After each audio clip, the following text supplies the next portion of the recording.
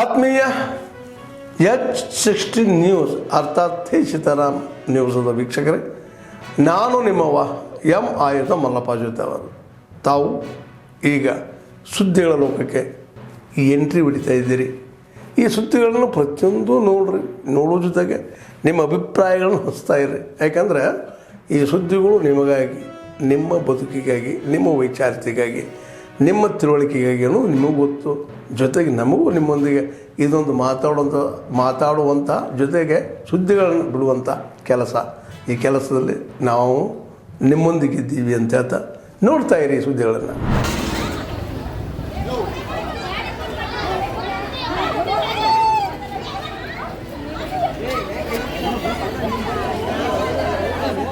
ಏನಾಯ್ತಮ್ಮ? ನಮಗೆ 1 ಗಂಟೆಯಿಂದ ಇನ್ನೂ ಬಸ್ ಬಿಡ್ತಾ ಇಲ್ಲ ಇವರು. ಎಲ್ಲಿ ಮಾತಾಡಿ ಹೋಗಿದ್ರಾ? 1 ಗಂಟೆ ಬಸ್ ಇಲ್ಲ, 1:45 ಬಿಟ್ಟು ಬಿಡಿ. 1:45 ಬಸ್ ಇಲ್ಲ, ಈಗ 5 ಗಂಟೆ ಬಿ ಬಸ್ ಇಲ್ಲ. ಎಷ್ಟು ಜನ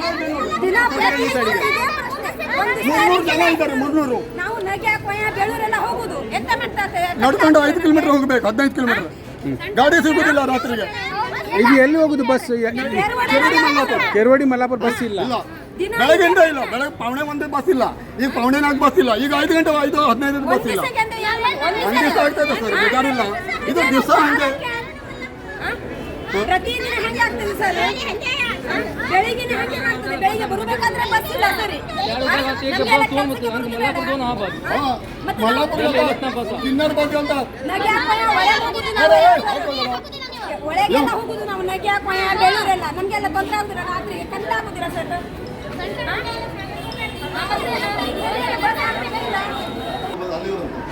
ಅವರು ತಮ್ಮ ಚಟುವಟಿಕೆಗಳನ್ನು ಈ ರೀತಿ ಮಾಡ್ತಾ ಇದ್ದಿದ್ದು ಉದಾಹರಣೆಗಳಿದೆ. ಈಗಲೂ ಸಹ ಅದೇ ಮನಸ್ಥಿತಿಯ ಕೆಲವು ವಿಚಾರಧಾರೆಯ ಎಡಪಂಥೀಯ, ನಕ್ಸಲ್, ಮಾವೋವಾದ ಇತ್ಯಾದಿಗಳ ಒಂದು ಹೆಸರಿನಲ್ಲಿ ಅವರು ಇದೇ ನಮ್ಮ ಭಾರತೀಯ ಸನಾತನ ಹಿಂದೂ ಧರ್ಮದ ನಂಬಿಕೆ, ಶ್ರದ್ಧೆ, ಭಕ್ತಿಗಳನ್ನು ಕೆಡಿಸುವಂಥ ಪ್ರಯತ್ನವನ್ನು ಮಾಡ್ತಾನೆ ಇದ್ದಾರೆ. ಆದರೆ ನಾವು ಭಾರತೀಯರು ಒಗ್ಗಟ್ಟಾಗಿ ಒಂದಾಗಿ ನಮ್ಮ ಇತಿಹಾಸವನ್ನು ನೋಡಿದರೆ ನಮ್ಗೆ ಅರ್ಥ ಆಗುತ್ತೆ. ಆ ಎಲ್ಲ ತ್ಯಾಗ ಬಲಿದಾನದ ಮೂಲಕ ನಮ್ಮೆಲ್ಲರ ನಂಬಿಕೆ, ಶ್ರದ್ಧೆ, ಭಕ್ತಿಯನ್ನು ಉಳಿಸ್ಕೊಳ್ಳುವಂಥ ಪ್ರಯತ್ನಗಳು ನಿರಂತರವಾಗಿ ಆಗಿದೆ. ಈಗ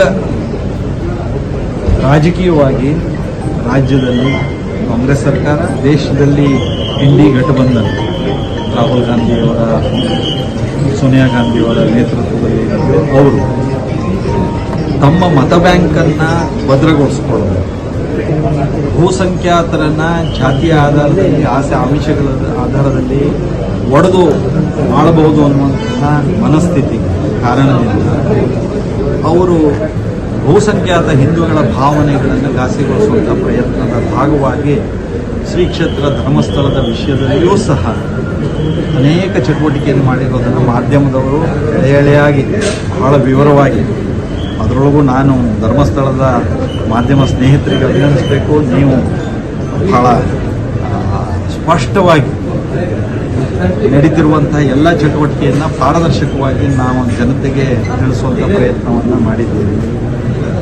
ನಿಮ್ಮ ಜವಾಬ್ದಾರಿಯೂ ಬಹಳ ದೊಡ್ಡದಿದೆ. ಆ ಜವಾಬ್ದಾರಿಯನ್ನು ಸಮರ್ಥವಾಗಿ ನಿರ್ವಹಿಸುವಂಥ ಪ್ರಯತ್ನವನ್ನು ಮಾಡಿದ್ದೀವಿ. ನಾನು ಈ ಸಂದರ್ಭದಲ್ಲಿ ಹೇಳೋದಕ್ಕೆ ಬಯಸೋದು ಅಂದರೆ, ಕಾಂಗ್ರೆಸ್ ಇದು ಮುಖವಾಡವನ್ನು ಬೇರೆದನ್ನು ಹಾಕಿಕೊಂಡು ಈಗ ಜನರೆದುರಿಗೆ ಬರಲಿಕ್ಕೆ ನೋಡ್ತಾ ಇದೆ. ನಾವು ಹಿಂದೂಗಳ ಪರವಾಗಿ, ನಮಗೂ ಭಗವದ್ಗೀತೆ ಗೊತ್ತು, ನಮಗೆ ವೇದ ಪುರಾಣಗಳು ಗೊತ್ತು ಅನ್ನುವಂತಹ ಈ ನಮ್ಮ ಗಾದೆ ಮಾತಿದೆಯಲ್ಲ, ಭೂತದ ಬಾಯಲ್ಲಿ ಭಗವದ್ಗೀತೆ ಹಾಗೆ ಒಂದು ಎರಡನೆಯ ಮುಖದ ಸಹ ನಾಡಿನ ಜನತೆಗೆ ತೋರಿಸ್ತಾ ಇದ್ದಾರೆ. ಸಿದ್ದರಾಮಯ್ಯನವರು, ಡಿ ಕೆ ಶಿವಕುಮಾರ್ ಅವರ ಹೊಂದಾಣಿಕೆ ಬಹಳ ಚೆನ್ನಾಗಿದೆ.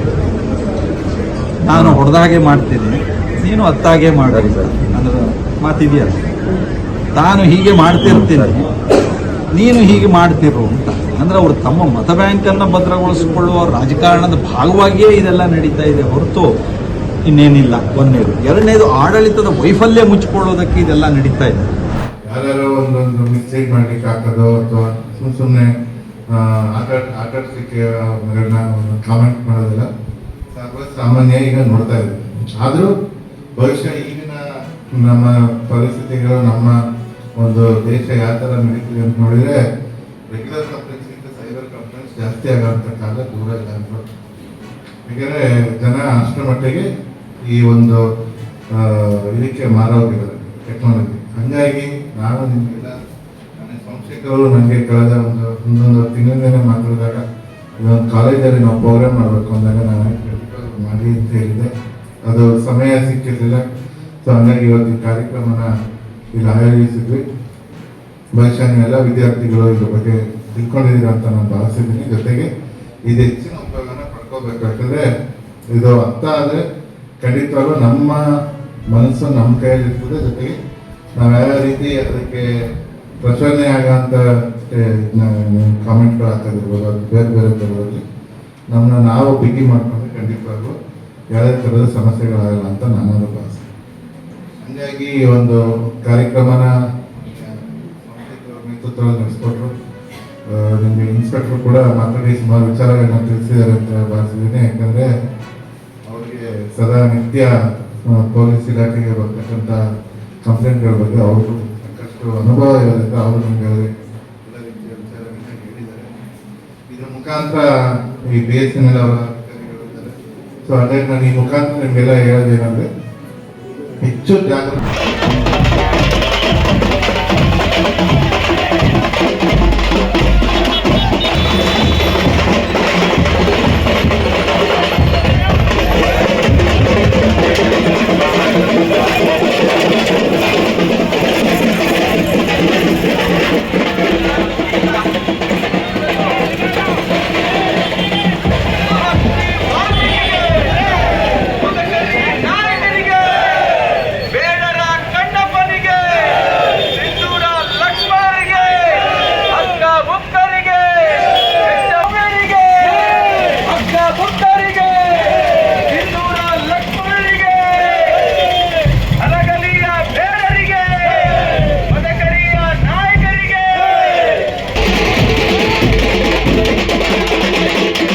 ಆತ್ಮೀಯರೇ, ಎಲ್ಲ ಸುದ್ದಿಗಳನ್ನು ನೋಡಿದ್ರಲ್ಲ, ಏನು ಅನಿಸ್ತು ನಿಮಗೆ? ಇದರಲ್ಲೇ ನಿಮ್ಗೆ ಲೈಕ್ ಆಗಿರ್ಬೋದು, ಡಿಸ್ಲೈಕು ಆಗಿರ್ಬೋದು, ಕಾಮೆಂಟ್ ಬೇಡಪ್ಪ ಅಂತೂ ಅನಿಸಿರ್ಬೋದು, ಕಾಮೆಂಟ್ ಮಾಡಬೇಕಪ್ಪ ಅನಿಸಿರ್ಬೋದು, ಶೇರ್ ಮಾಡಬಾರ್ದಪ್ಪ ಅನಿಸಿರ್ಬೋದು, ಅದು ಮಾಡಬೇಕು ಅನಿಸಿರ್ಬೋದು. ಏನಾದರೂ ಆಗಲಿ ಶೇರ್ ಮಾಡ್ತಾಯಿರಿ, ಈ ನ್ಯೂಸ್ಗಳನ್ನ ಹಂಚ್ತಾ ಇರಿ, ಜೊತೆಗೆ ಇದಕ್ಕೆ ಸಬ್ಸ್ಕ್ರೈಬ್ ಆಗ್ತಾಯಿರಿ ಅಂತ ಹೇಳ್ತಾ H16 ನ್ಯೂಸ್ ಅರ್ಥಾತ್ ಹೇ ಸೀತಾರಾಮ್, ಇದು ಸತ್ಯದ ಕೈಗೆ ನಡಿ. ವಂದನೆಗಳು.